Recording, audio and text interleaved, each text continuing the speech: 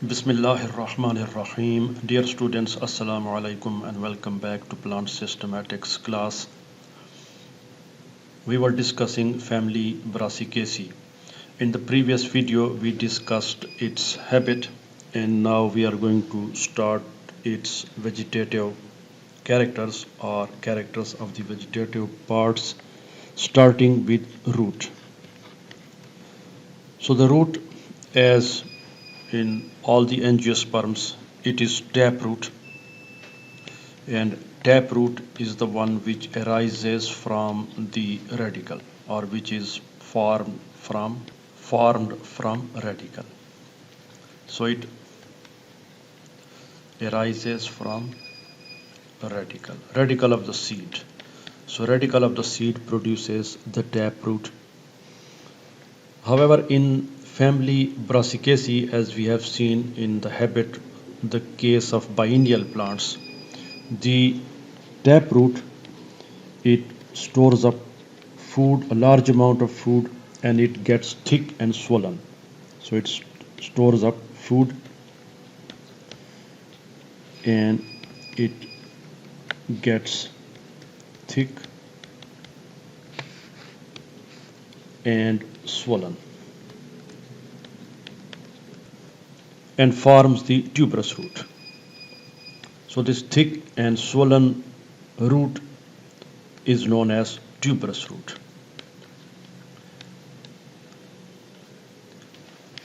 The tuberous root has certain forms as far as its shape is concerned. So the tuberous root has three basic shapes. One of them is conical. So in conical, this is the root,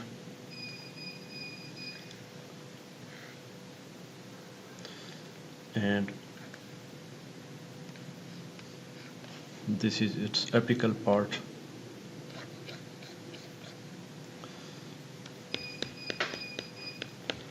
So as you can see, this root is broad at the top and it tapers gradually. So this is known as conical root.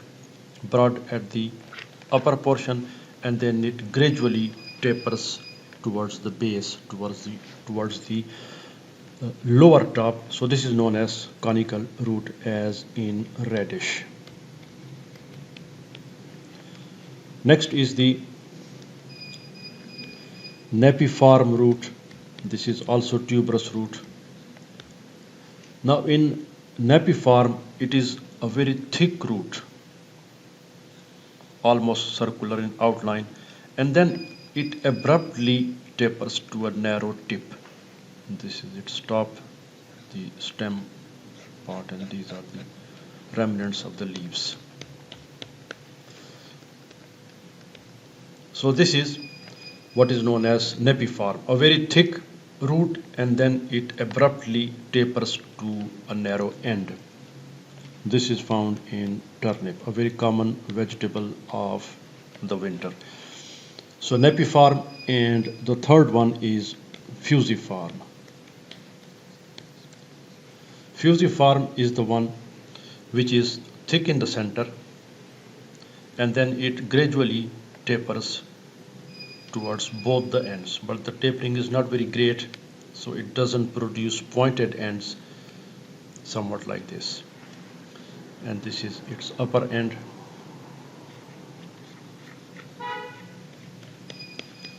So this is fusiform, thick in the center and tapering towards both the ends. This is found in what we call English radish. So these are common three tuberous taproots in family Brassicaceae. Conical root, which is thick at one end and gradually tapers towards the other. Next is the napiform, which is a very thick root, and then it suddenly tapers to a narrow end. Turnip, and in English radish, it is fusiform, thick in the center, tapering towards both the ends. So this was the discussion of root in family Brassicaceae. Next is the stem. The stem in family Brassicaceae, it is herbaceous, and we have already discussed it few times. Herbaceous, soft and green stem, it is known as herbaceous. So it is herbaceous and erect, so herbaceous, soft and green, and you can easily bend easily. It is erect, that is it stays upright into the air, so this is erect. So the stem is herbaceous, erect, and it is cylindrical. Cylindrical is the stem or an organ whose outline is rounded like a cylinder. So this is mostly with a rounded outline. So it is cylindrical. Very rarely the stem of the family Brassicaceae is woody. So it is rarely woody. In some cases, especially the cases of these tuberous roots that we have just seen, the conical and the napiform and the fusiform, the upper part, this one, this disc that we have drawn in all the roots, this is actually their stem. Now this is the stem. So in these biennial roots or biennial plants, the stem is known as reduced. So this disc-like structure at the top of the, for example, radish or turnip, all the tuberous roots. Now this is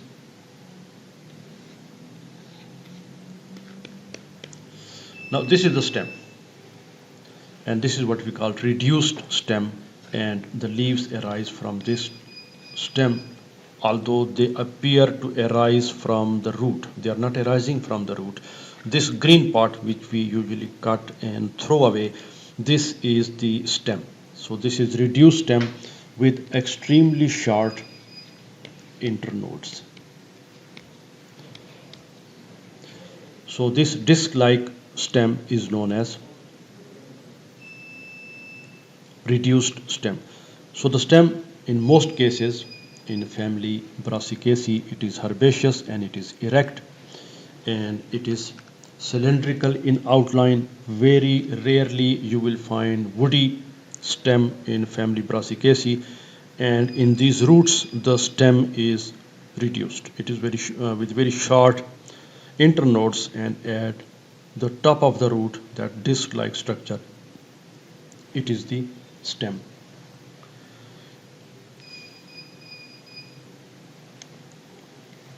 The stem of the family Brassicaceae, again in most cases it is hairy as well, that is it bears unicellular hairs, and the hairs are stellate, star-like, so they may be like this, somewhat like this. So it bears unicellular hairs.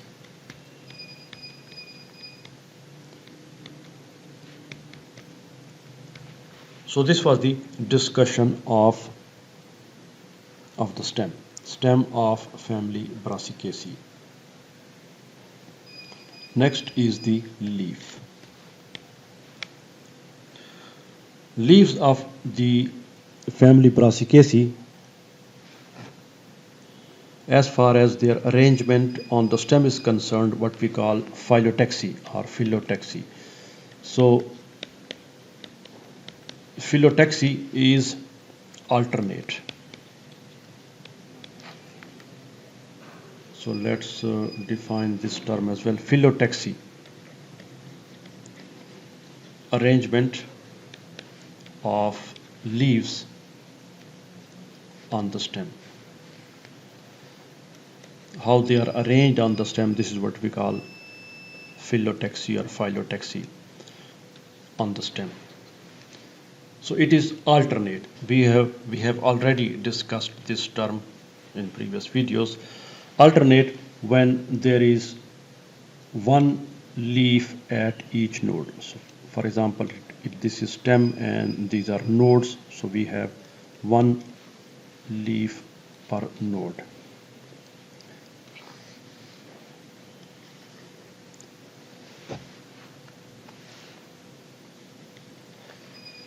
So this is an alternate arrangement, one leaf per node.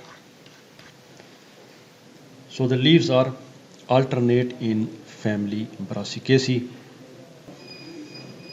Sometimes they are sub-opposite.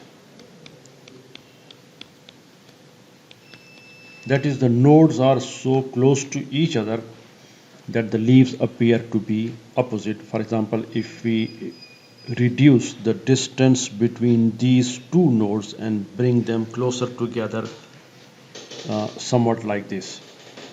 So this is one node and this is another node, and now one leaf is arising from this node and the other leaf is arising from this node.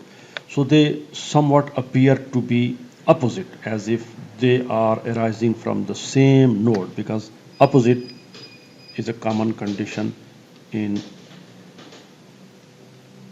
leaf phyllotaxy, in which the leaves arise from the same node. So this is opposite condition. Both the leaves are arising from the same node, and this is opposite. But this is not opposite, because this leaf is arising from the lower node, whereas the upper leaf, this is arising from the upper node. Two different nodes. Since the nodes are very close to each other, the internodal distance is very short, so the leaves, they appear to be opposite. They are sub-opposite and not exactly opposite. The leaves in family Brassicaceae, they are simple. Simple means they are not compound, that is, lamina is all one piece. Lamina is one piece, and it is not divided into leaf-like parts, or what we call leaflets. So it is simple and not compound. Next is the X-stipulate.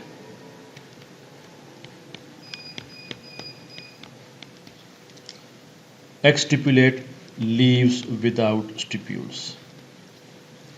There is no stipule, and we have already seen it, discussed it. Stipule,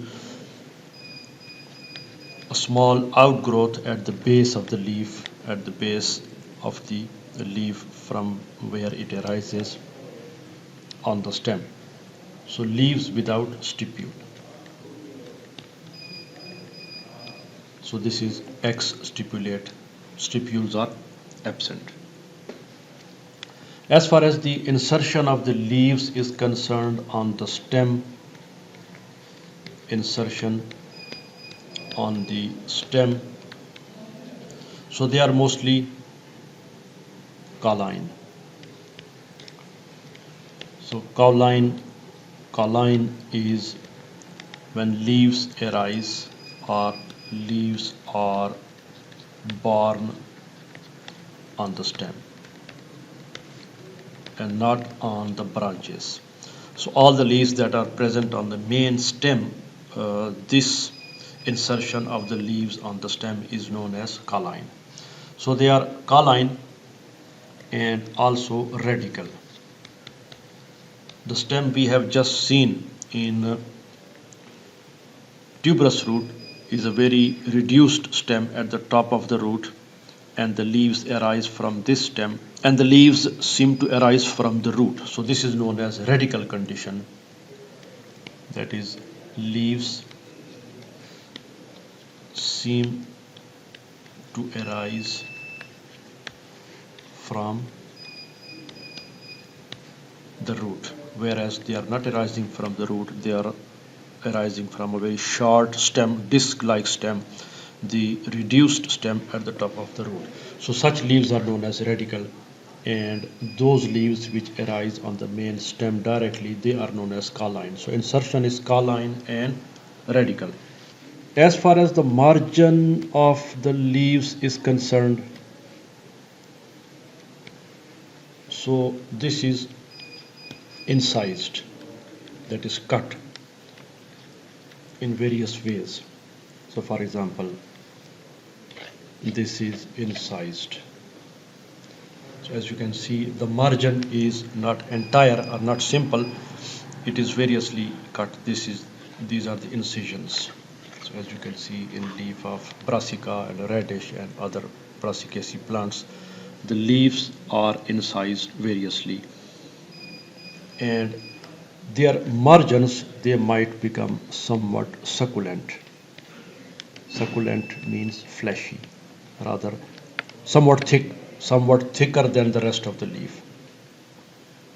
So succulent, fleshy, these margins might become somewhat succulent.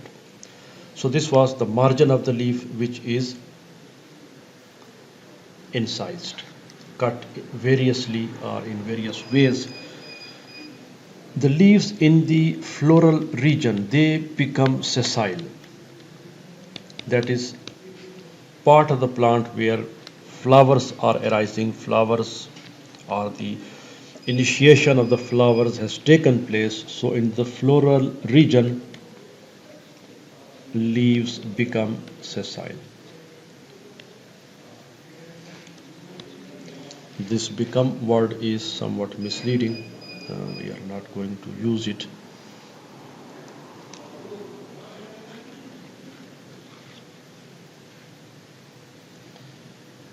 Leaves are sessile. Become is somewhat misleading, as it says that the leaves are normal, then they become sessile. No, they are sessile. So in the floral region, the leaves are sessile. In the lower part of the plant, that is towards the base or away from the floral region, the leaves are petiolate, they have petioles, they are normal leaves, but in the floral region, upper part where flowers are arising, the leaves are sessile, they are without petioles. So sessile without petiole. There is no petiole of the leaves in the floral region. So this was the discussion of the vegetative parts of family Brassicaceae. We have discussed in this video root, stem and leaves.